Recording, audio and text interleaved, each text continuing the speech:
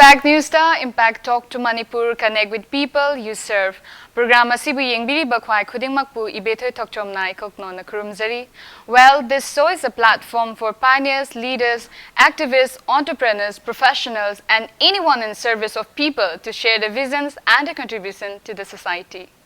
Ngasigi episode asina puduna lakchari ba guest asi anini makhoi ani asi introduce to bagi tanja da logjage.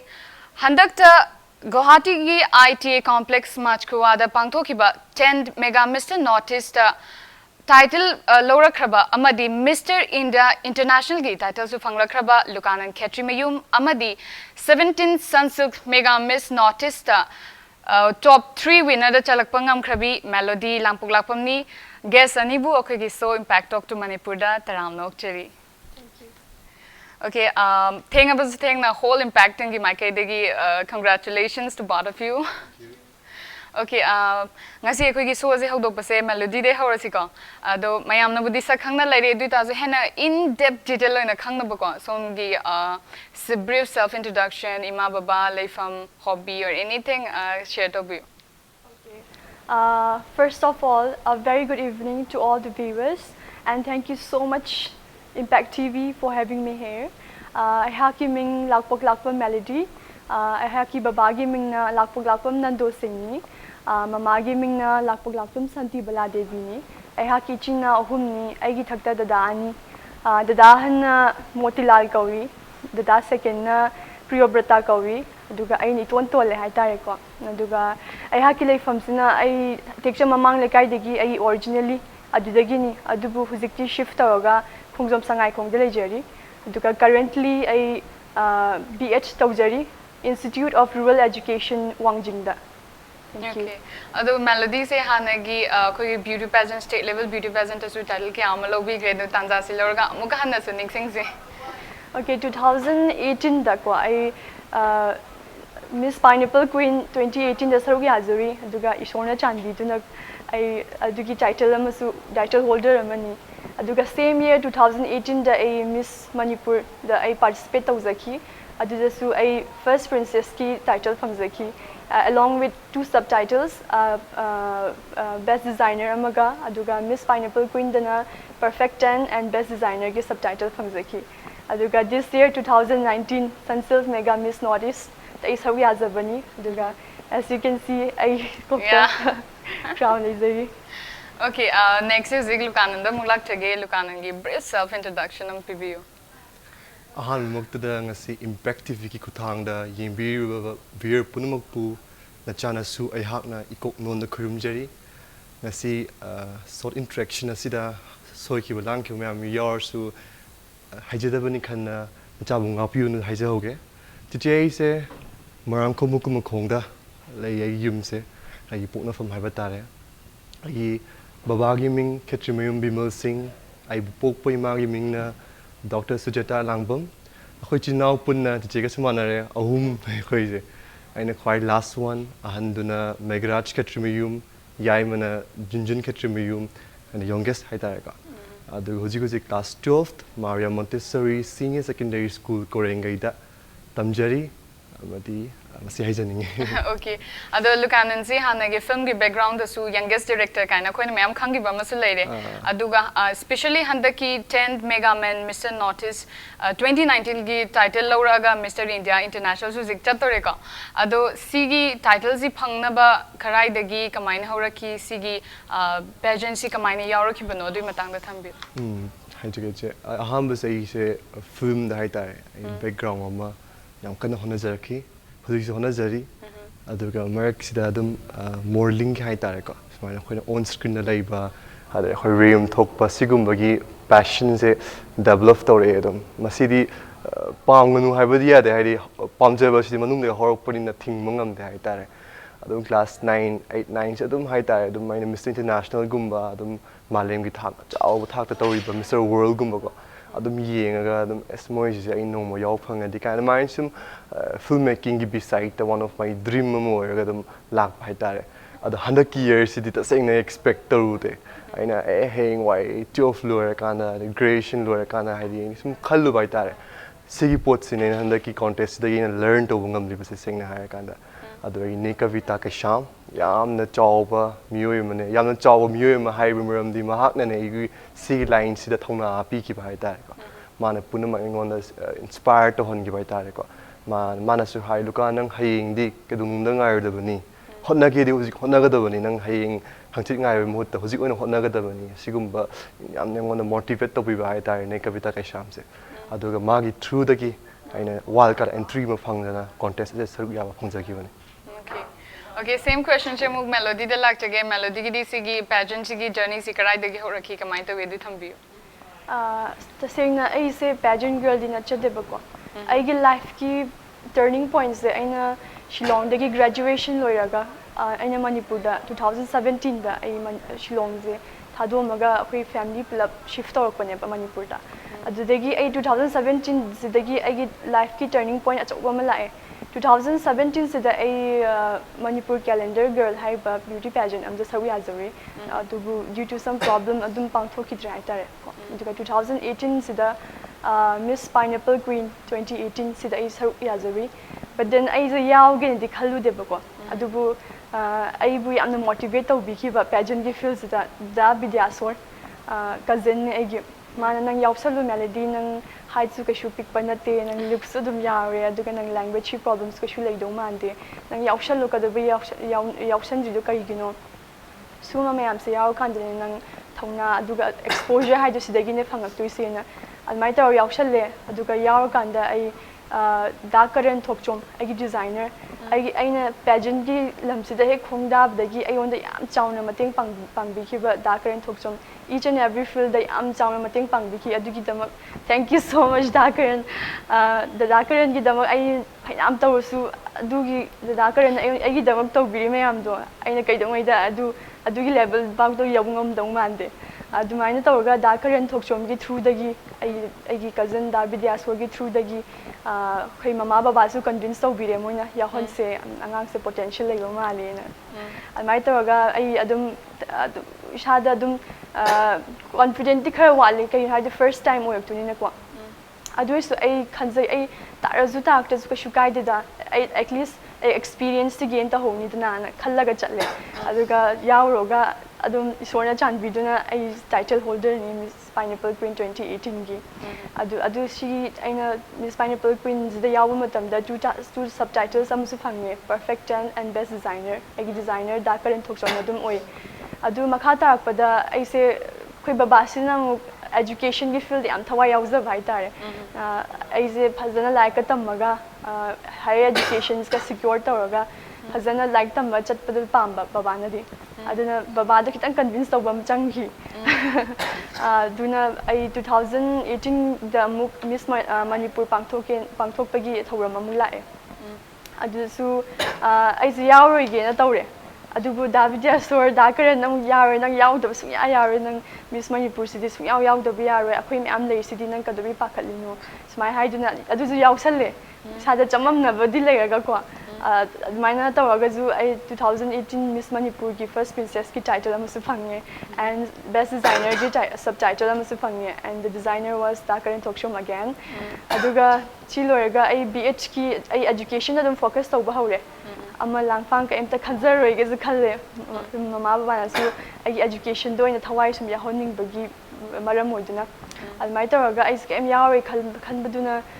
Mega Miss Northeast amuk la ebo ko Dakaran jana mo ayun da pau pire melody Mega Miss Northeast ki audition hodure nang yaw da ba yaroi ko na Dakaran ay hangtag ti su yaw ngamore ay family problems su khar lei aduga situations na ay yaw ngam da bagi chances am lei Dakaran ay hangtag ti to oge mathang da phajana yaw ge na hai audition no mit se date 6 oi khibne ba adu date 6 na khagi ai gi Manipur gi audition ado date 6 so ai Dakaran amka phone tawre date auditions de hayeng ni na kamai tawduno Dakaran ai yawrege Dakaran za hanza and phone tawkiba ko aduna adubu date 6 na aigi kano dadagi machanpa gi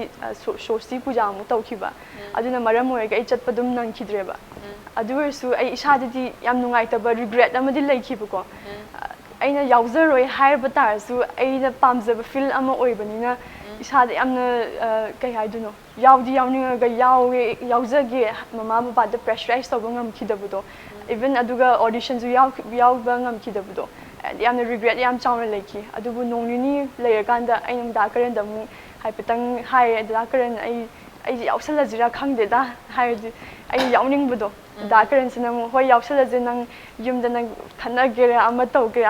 nang mama baba ta yana baki am ta silo se ama khata ba ai loi taw ge na da karen na mai taw ra hai re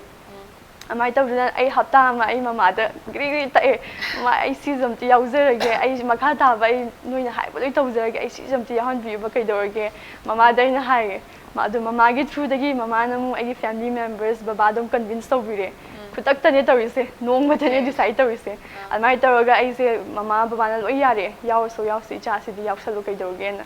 अलमाई तौरगा ऐ दाकरन दा हाइरे ऐ यावगे दाकरन ना okay ना अलमाई already नंग wild card entry PB रगे स्माई हाइदुना ऐसे date 29 exam की मरक सुमु ओइखिबा हाइतारे date 29 सिना 29 से ऐगी exam लोइब निमिट ओइदुबा को BH की 3rd semester की अदुमाइना तौरगा ai hoi confirm bi tare ai yawrani khange adubu ai exam gi problem exam gi pressurize so am leiba koi sada tension am leiba aduga ai grooming class chatna baki education ai exam plus grooming class chatna baki timing sa ai yamna kano tawga calculate tawga ko yam kano yam wanna manage tawgi ba hai tare ko and the distance ki ju am chawna problem am leiki have the akoin lei se khungzom dani khungzom dagi si imphal tana lakbaje it takes 1.5 hour de dum loiba ko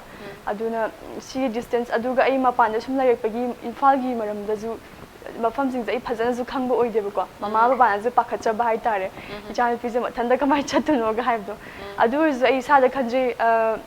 ai kayam kuine mama baba da depend taw leiduno nong mate nong ai yumdagi thanda mapan thokadabani I can't always depend upon my parents ko admai taw dun ai thanda dum chatle adidi kitang hujik khangba hore admai taw ga manage taw ko ni mai taw ga miss mega miss notice ki kano sida pageant sida sawi abdo mai taw ga chatkibani okay yam struggle su yam tawre du bu title su phange yam nungai ba story mani na haina logjage do beauty pageant magi khwaidagi aruba matang hai gadra yam crucial timing hai gadra akoi gi title si long na bagi da makta last ta koina khumgi ba answer se amuka ju remind tau si ko lukanan de hojage lukanan gi na title si long na bagi da makta final and question du kai yogi and akoi gi contestant me am du gi fate to be seal dori ba jury members sing du any inspiring one you amuka hana recall tong ning ba adu le di habiyo chume che ki last question je amna important noi ko as contestant amo ina su adu ka jury member side ta su yamna kin to question ge oidane adu akoi gi handa kya nungai ba na che moi gi in kitang kha ina sum thijan jeru ba hai ba ta adu in experience to ro da hojik moina judging to birak pa se moina ham grooming dagi su mi masiki ma gi na marking se ho ma le moi contest gi oina ko adu mo khoina hek chang mun mit dagi du ma na kamai pham mi ma e si gi behavior me am stagi mark kaung to ka last ki question si yo tu ma mu sita moina ma na kaung to su ma le adu last ki si di every si first experience to pa mi khudi mak ta loi am pakat pa de pakat ta basu sa ka to yo ai gi ta ti hangi ba se biodiversity mutang na hangi adu ai yam cham na hai ta mi hana gyan ta se na hai di any field biodiversity or any khoi theme pukla matam da khoi hana gyan ta bum changi khoi hana kul kitang kin to bum changi haina pot bu kan charam bani aduga judges mayam lo inspiring moi oh my god as kai no moi na aina moi gi lore pasita na background moi sum sum thi bai ta ko personal na ko amna inspiring moi life ta tori mayam do khoina as aina khoi chichi khoi hari amna life fa ba ga ta moi na judge to bi ra pase aduga ma judge adu marak ta loin mak te una bagi chance phangja ki de khoi after party da khoi sir Bobby ko Bobby the Madam Monica moi ani sidi akoina in person na akoina tar mutung tar rimang da di sakuna ngam bun na te la tar mutung da madam ga sir ga se khoi interaction ma cham tang khoina family mo se mega entertainment gi part of oi barina akoi se family hena gathering hai tare family gathering ma khoi tomine adu da khoi yang kuini wai sanare moi ga wai sanar bas ta boy bani sai personal oi na am se ona yam na motivate to bi ki ka gi no ha di in addition ai Mr. India oina ko represent tꯧꯗꯣꯏꯅꯤꯅ ꯃꯣꯏꯅꯁꯨ ꯑꯩꯉꯣꯟꯗ ꯍꯦꯟꯅ ꯍꯥꯏꯇꯥꯔꯦ ꯏꯕꯨꯡꯉꯣ ꯅꯪꯒꯤ ꯐꯥꯏꯅ ꯇꯧꯏ ꯈꯣꯠꯂꯤ ꯌꯥꯝꯅ focus ꯑꯣꯏꯍꯟꯕ ꯑꯩꯉꯣꯟꯗ ꯑꯗꯩꯗꯤ ꯑꯩ ꯈꯔ ꯋꯥꯠꯄ ꯄꯣꯏꯟꯠ ꯃꯣꯏꯅ ꯐꯥꯏꯅ ꯍꯥꯞꯄꯣ ꯈꯣꯠꯂꯣ ꯀꯥꯏꯅ ꯑꯩꯉꯣꯟꯗ ꯑꯦꯗꯚꯥꯏꯁꯀ ꯄꯤꯕꯤꯕ ꯌꯥꯝꯅ ꯀꯩꯅꯣ ꯇꯧꯋꯦ ꯏꯆꯦ ꯃꯣꯏꯕꯥꯅꯤꯁꯦ ꯑꯩꯒꯤꯗꯤ ꯑꯣꯖꯥ ꯒꯨꯔꯨꯃꯛꯅꯤ ꯍꯥꯏꯇꯥꯔꯦꯀꯣ ꯍꯥꯏꯖꯅꯤꯡꯉꯦ Okay, same question se mu melody de la ke the melody ki karamba haithoi sing thorba answer na sige title asi phangakibano the melody de select chage. Okay. Answer tang khai amdi lukan na loi hai khre ko akhoi gi beauty hantak pangtho khiba Sunsilk mega miss Norris amasung mega Mr Norris se last ki question answer duna judge tauba sunan nate ba ko aduna akhoi je kana no define taubi sunan nate because akhoi first day dagi akhoi na hek khong thangjin ba dagi akhoi je observation tauba hau khrabne ba akhoi je kamai tawra fammi kamai tawra chakchai kamai tawra mi ge interaction tawi akhoi kamai tawra mi present isabu mi mamang da kamai tawra present tawi kamai tawra noi humble oibra oidabra suma observation minutely every minute things that observe tawgo oiram ba ko akhoi di khangja ba ko ado isada consciously unconsciously hoi every time consciously oi badi yade unconsciously oi ki ba soi ba ngam ki ba oi su ko moina do kai haiduno ko na di realize tawre aina smai taw ki da soiram gani ko unconsciously taw thoki bina because moi the first day de ko observe taw hawrabani aduna smai taw duna prejudging round is we prejudging round as well for top 10 plus 5 finalists said when decide to grab never akhoi performance to yenga ado last days da ayon da hangiba question se sir Bobby na hangjagibane sir Bobby na hangiba question se kaigumba non da world leader ama unabai chance pi adi nang kana unagani aduga kaigumba nang una fange khallo adudi mon da kai suggestion pi gani na si question se hangibane sir Bobby na ayon da aduga aina khungiba answer duna kaigumba ayon da world leader ama unabai chance pi batardi ai Malala Yousafzai unajagani na haikibane adubu ma se hoi mi kharam gi comments ki matung in di mahak se world leader ne haide for mas influencer ne aman hai min hai budi but for me mahak se ai gi damang mahak se di influencer oigera world leader oigera mahana tawriba mayam do adu oina yengbiyo na haijanini because nupi ama oiraga chahi adu yam young age ta mas chahi 16 years ta youngest person to receive the Nobel Peace Prize she kanamtana even the world leader found a fangbangam the title amani ko man tawthoi pa thabak man contribute to biruba man society ki damak tawbiba mayam sa aduina yengbiyo na haininge ba ko si answer juna I last question the hangza khibini sir Bobby na aduga I think I was able to impress sir Bobby and all the jury members Okay. Okay, matang sa sida break am tanglog si ko. Wari siyam nungari. Impact news sa impact talk to Manipur yengbri ba khwai khuding makpu adumag leng din na lebira mu break macham tanglog zage break tagi am tuna hanjarake. Impact talk to Manipur da adongi host betoi thokchona mayambu amuka hanna taramna okcheri. Makoigi makha tarakpa wahang ase hai tarena asi lukanan de dum hose duga lukanan akoigi mega entertainment say what kind of platform it is especially for aspiring models and pageant si de yongning basingi damak to ko moina kari kari hona batai sigi platform si da change hai taragadi adu matang da thambi mega entertainment say na changri mamang da as a person na moina ko akoina changri mamang da platforms akoina changri platform or akoina organize reports hana research ama hana tawgotobane haibasi I believe tawe and before I chat mang da I walk entry phang tar su kaino in chat report se kamai tawbono haina research ma chama tawre my motto kaina moin pa me je kaino and habit isagi na tang thijanjar pa loina mak detailing hide bi da ka che moina yengi pot se someone kino ne akoyan se mye be je khoi se haire na chang ta haire na khan tar de khoi se haidi develop tawning de ai je haire si loi shuna is perfect oi ne khan gi tar mi se keno hai tar my mind di fang to sala gas ai ne world gi best ne khan gi tar di soe ba adubu mega entertainment yeng is someone point amada overall di yeng ko cha everything perfect ga tamne ko sai man grooming the whole plus final questions important am si me am se everything ma se ma gi keno mi yeng marking yeng ai ne ba at the same time money yeng is someone future progress to mina ya ni je thi ne ba not haidi moina sigi damukta hayabati humble oi bai tare be humble down to earth oi ba thamo yam sing ba khangdre but I can learn si ma tham tar di sigum mine mo ni yeng se so de moi ai khoi ga mega entertainment haiba yamna chawgrab organization si ke punna grow to mina ya ba and sigum da criteria se no be or by the height kum sigum de ka pi ko but one thing in a yamne personally in inspired to give away na pam gi was handak ta moi height se moi na short girls se amna presence se changma ngam de because magi minimum criteria but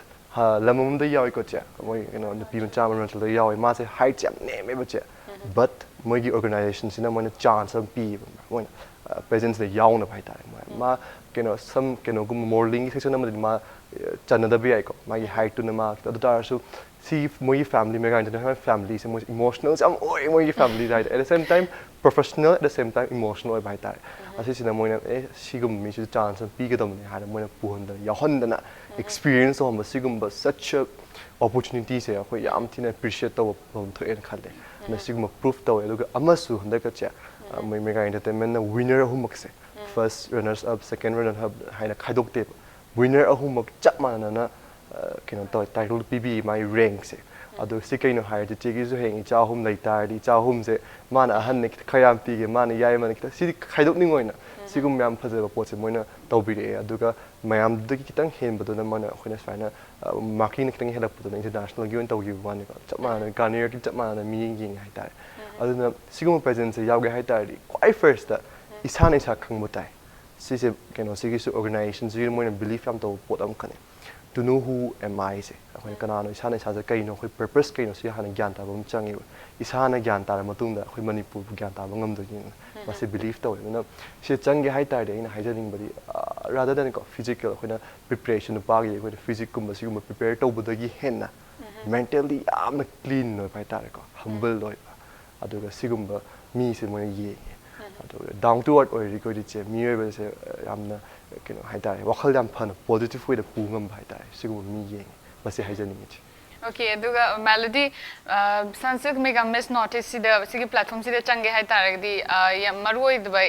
chang da ba yadra ba mi sida chen ga da quality se kai ne lobi and any experiences you want to share them share to view first of all mega entertainment hai feel se misconception nama layame ba ise habdi aina changmoi ge khalu bizna kai maram gin habda ai preparation laite ai preparation wa le khalu ba preparation yawdna ai kamai chatuno habdi adala amdoi mi je yam all the states 7-8 states tagi laktoni yamna competitive oirangani ai kamai to go moi compete tawduno ga sane sab yam handar khanja kibdo mai to khanki adubu aina grooming class yaw ko matam da ko first day since from first day sir Abhijit Salai ma the first time I ubane mahang na hai kai gino noi sida phami noi mayam si loi free oi bra oi da bra noi nasa da tension amta low gono nasa da pressure amta low ba yade it's just a party ne khanto na smile hai do reba ai sa da dukan de am relax amusung yam na pungning shiba am na nungai gi bam phau gi bdo mai tau ki aluga mega entertainment na pami ba nupi pageant girl or pageant boy or moina yeng se everything perfect yeng ba na te ba habdi nang skin je phazei nang skin tone phazei nang nasak anatomy chumni nang personality yawi ko aduga sinupi se kaino yam perfect ore mon da gun loi chele pageant amagi adu bumba misa ama yeng na te ba ko mega entertainment na yeng se moina yeng se kana no haiba matam da khoi gi moina sem tok pada mol to ya ba misa ama every time learning anoba ama learn to ba ya ba misa ama oibra oidabra mahak se humble oibra oidabra sumba small mi amada yamna di lightly di lawzaba ko khoina di ko adubu sumba quality kaya je oina mega entertainment oina jeng le me ba mega entertainment na jeng se perfect oi ba misak to oyam dreba adu kanda si aksara Abhijit na hayak pani ko aduga smai taw duna agi misconceptions sa Abhijit na clear taw gibini adu yam so haraw ki haidi akhoina di amna hoi thak ti wangi adu arsu akhoi atopa states amasung Manipur di mega entertainment ga hayak pa matamda mega miss notice ga hayak pa matamda isad am pakhacha baga phauja budo yaunge khalaga su as I ding amzaroi da asu yam chawba feel asu yam chawba platform amani kamai taro yaudun ai isamuk su khalzari ko aduba aina ada grooming class yaw ko matamda ai organizers plus Abhijit ma'am Kavita mayam se thingna ko matamda ai si misconceptions sir Abhijit mayam moi mayam na clear taw khibani ai admire taw duna ai small ai learnings taw bahore ko adi sir hoina pam the criteria have the every step to learn taw bra taming da bra hai bigi aduma qualities kya do yeng have ai every step ani law matamda grooming class chapa matamda ai learning da taw jage ai every time conscious ta oi jage na isa da khanza khiba so yamna nungai ki hai tare hoi kitang awa budi leki high temperature di am wan budi na Guwahati je am humid su waidana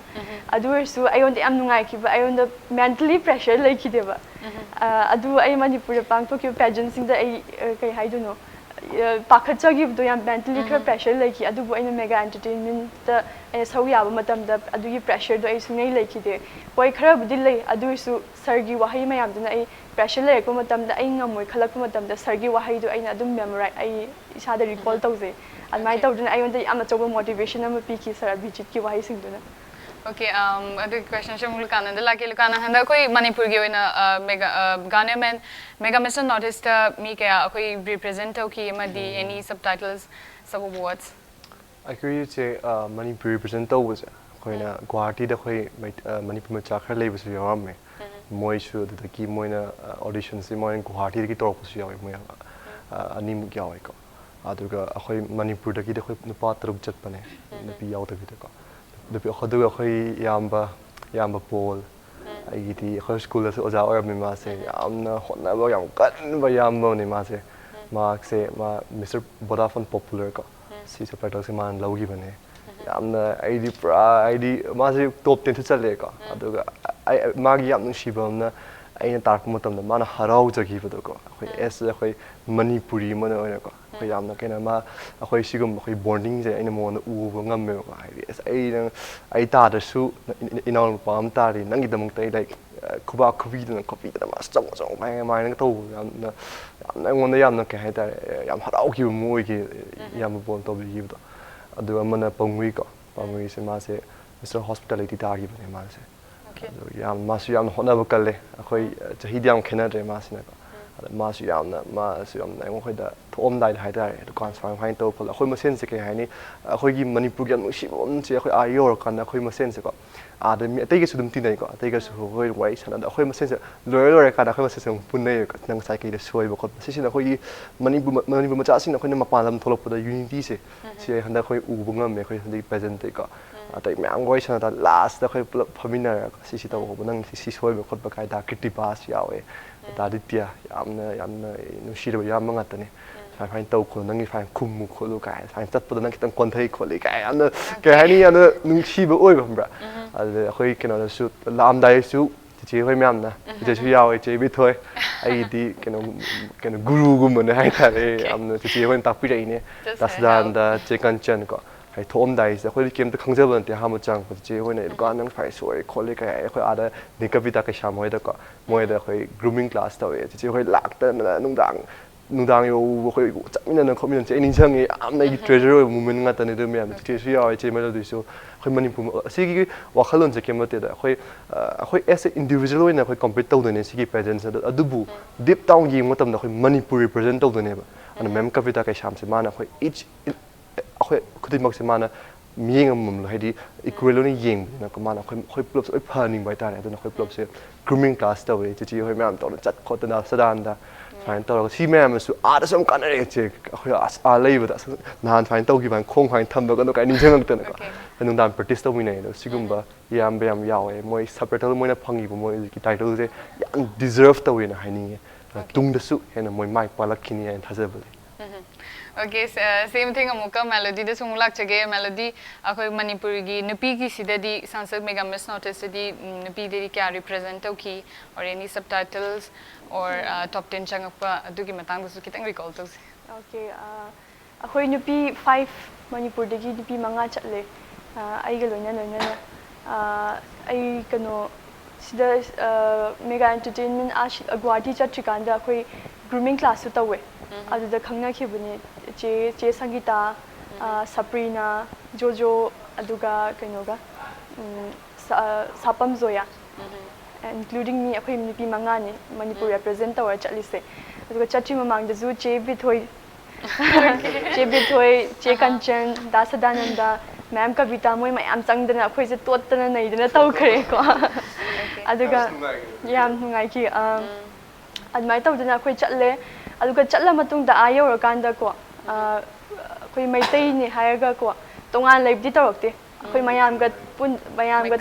mix up tawag ne states mayam digi ko yam sunungay no experience amani ko ay hana pageant yauzari adubu Manipur da khak tawba pageant amani but Guwahati chalaka di states nipan dagi nipi mayam amalaga ako'y pulap dormitory da leiba matam da nungdang se ako'y dinner tawlo kanda ako'y nungdang se pulle ako'y maitai macha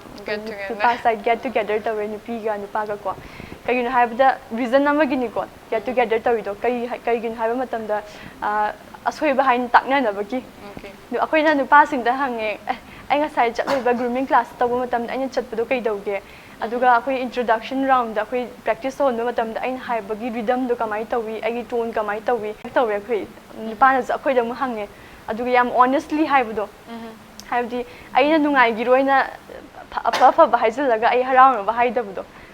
from the heart yam sing hainabdo almai tawki yam helpful hoigi akoina adu moina admai haik matamda akoi next day da akoi kamai taw correction taw sigena wakhan do khandaraga mun khandaraga ko steps to lawe ko aduga subtitles ki matang da oigana Zoya Sapam mahase Miss Beautiful Face fangi agar top 10 sida maitai macha aine aduga che sangita top 10 book yauki aduga top 5 dana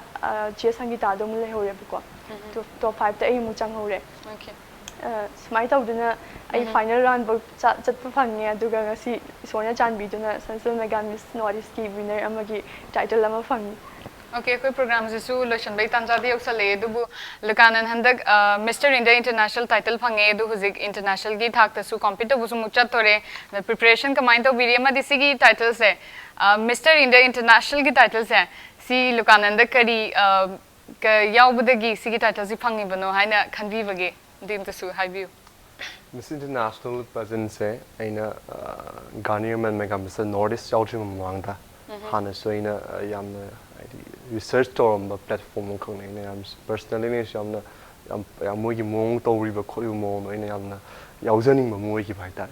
la ro further na handak mega entertainment credits mega entertainment ta ne che kai no ha da sum job platform mo gi opportunities mo na Northeast tang gi da mo ta mo na pu bi ra pai se yam na khoi mega entertainment mo yam chaw ne appreciate to che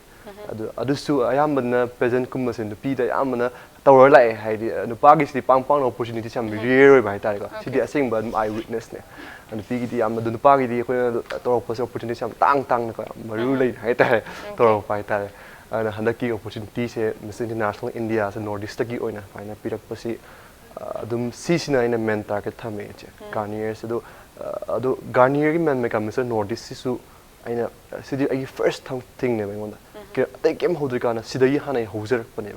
ana amasina sigi kuthang dagi phangi bai ba tai okay the hard work oi de mane aduna adukimatik hujiksu hujiksin che kwain tawge hai kana mamang dadi aina brief analyze torok hai ta ba si find to competition ne hani ne jarak hujikti mu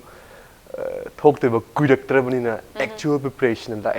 adun che aina thajabri che building che yam kana strong oi lai hai ta mai foundation de chum mom changi foundation de kimtik strong oi bum changi adana handa ai music foundation de nei hai tare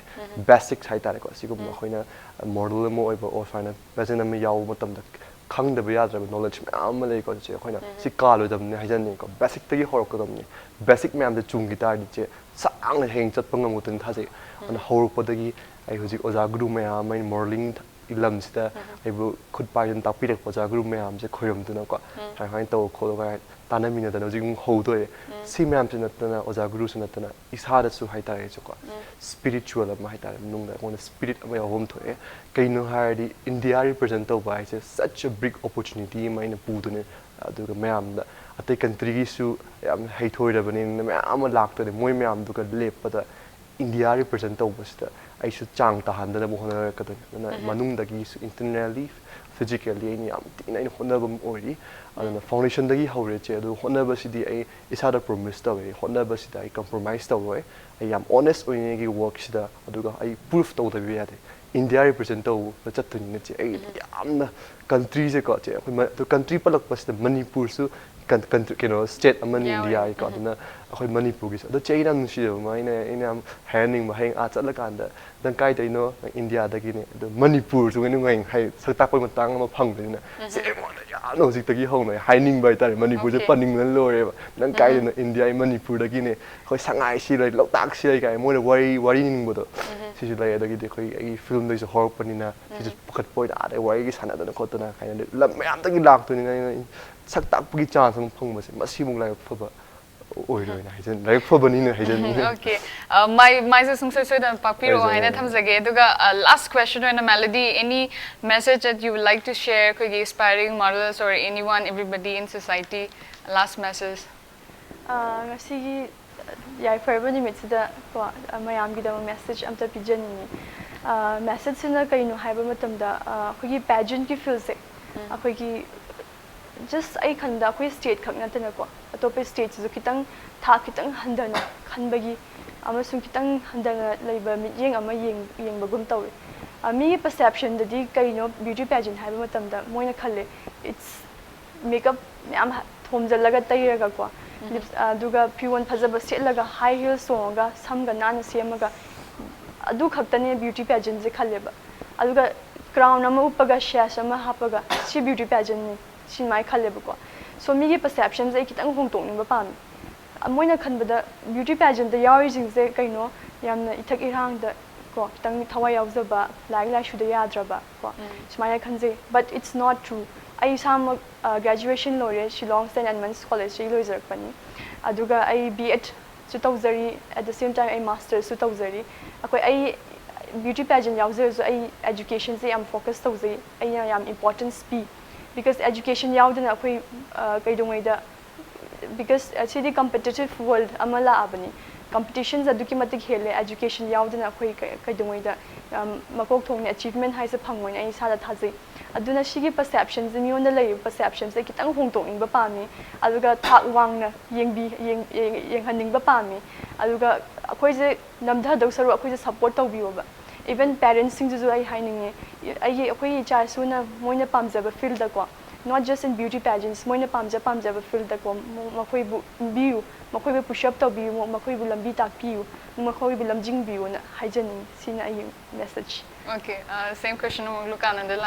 any message that you would like to share? Yamna